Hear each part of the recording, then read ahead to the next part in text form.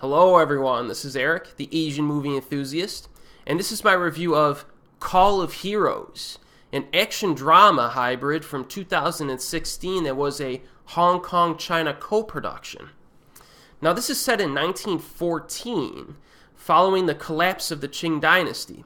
The film tells the story of a group of villagers, led by Lau Ching Wan and Peng, who stand up to a cruel young warlord's son, played by Louis Koo, who is protected by a commander played by Wu Jing, with proficient martial arts skills as well as a small army that backs him. Now our main protagonist, the whip-wielding militia captain Yang, who is Lau Ching Wan's character, has guarded this remote hometown for years, and he's alone now, and he's the only one that stands between the village and this ruthless band of troops who are loyal to the warlord who has been wreaking death and destruction in the region.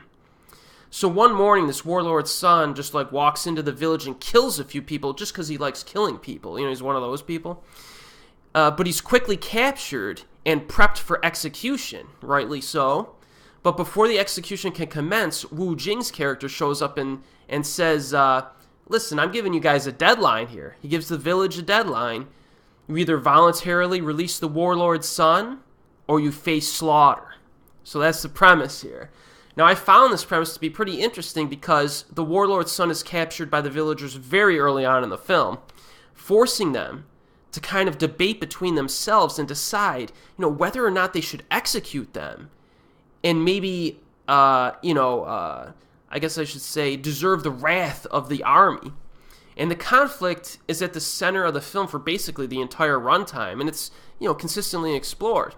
And it's not really an easy decision when you put yourself in their place, and that makes for a good movie. Most fortunately, the film does take its time to establish the dramatic aspects of everything. Call of Heroes isn't just a brainless, dumb action movie. It actually has some character depth and builds anticipation for the action scenes. And it's also anchored by a very good cast, and if you recognize the names that I mentioned, this is pretty loaded. All of them nail their characters and they're fun to watch. Lau Ching Wan has been carrying movies in lead roles for decades now, and he's just as reliable as he's always been.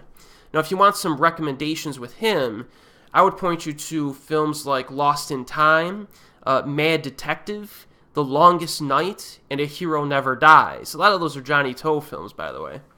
Louis Koo, who I've covered a bunch of times already on this YouTube channel, is quite good as the slimy, sadistic warlord's son, and he gives an over-the-top performance that I think is actually pretty good in this case. I think it fits.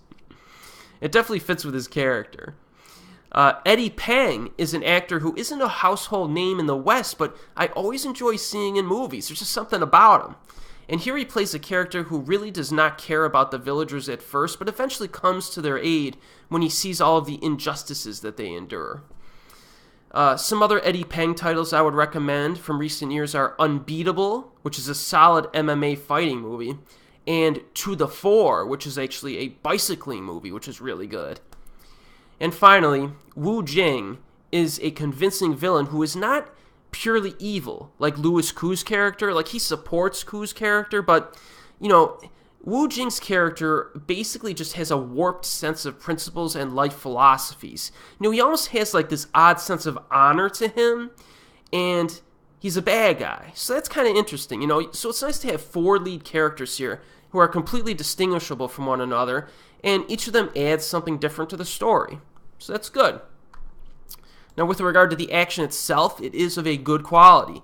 It mostly showcases hand-to-hand combat that is quite impressive and spaced out nicely, with the finale representing probably the best set piece of the film, and you always want the best action scene to be at the end. At least I always like to see it. So that's a positive. I was particularly surprised that Peng moves very well for an actor without martial arts background. I saw him in Unbeatable, and he moved very well in that, but this is a little different. This was a little bit more choreographed. And he has a very convincing, fighting presence that helps to sell the action, so he was good. A lot of the fights have a hard-hitting, impactful feel to them, but I will say that there is some CGI that is used at times. So, for example, Lau Ching Wan's whip, main weapon is a whip, which is quite unconventional for a an Asian film at least. That will be occasionally CGI'd, and the ending does have one sequence that has a CGI shot, like a bigger CGI shot, which is a little distracting, but I thought it was no big deal. Not a big deal. So overall, I was definitely satisfied with the quality of action in this movie. I thought it was good. Now, Call of Heroes is a definite crowd pleaser, and this was directed by a man named Benny Chan. And he's another director that's not a household name. Even me, and I've seen a bunch of his movies. For some odd reason, I've seen Benny Chan's name before in the director spot for films, but I never really took the time to check out his whole filmography in one shot. And I just did that while preparing for this video. Now listen to some of this guy's highlights on his filmography as director. Big Bullet from 1996, that's a good one. Who Am I from 1998. Heroic Duo from 2003, New Police Story from 2004, Invisible Target from 2007, Connected from 2008, and Shaolin from 2011. That's a pretty solid filmography for a director. He's made some other stuff too, but he's contributed enough entertaining action movies to be given special consideration by me personally. And that basically means that, from now on, I'm going to be following his name and looking forward to whatever movies he releases in the future. One thing I like about Benny Chan's films is that outside of the high-octane action itself, which he's very good at, he seems to have a knack for pacing his action films. His movies flow very well and rarely feel bogged down or tedious, which is a problem. It's probably the biggest problem of action movies that aren't very good, or even action movies that are pretty good that aren't very good, is that they get bogged down by, the filler material. You know what I mean?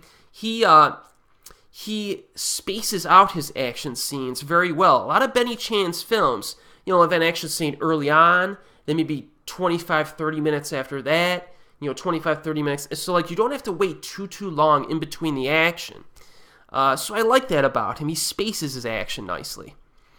And he's also good at showing the development of the conflicts and the characters enough to bridge the fight. So it's not like you're just sitting around waiting for the next action scene. So this guy's a talented director that I think should get more recognition internationally.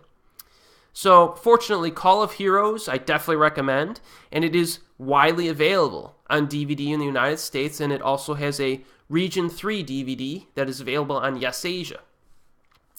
And as always, we will see you next time.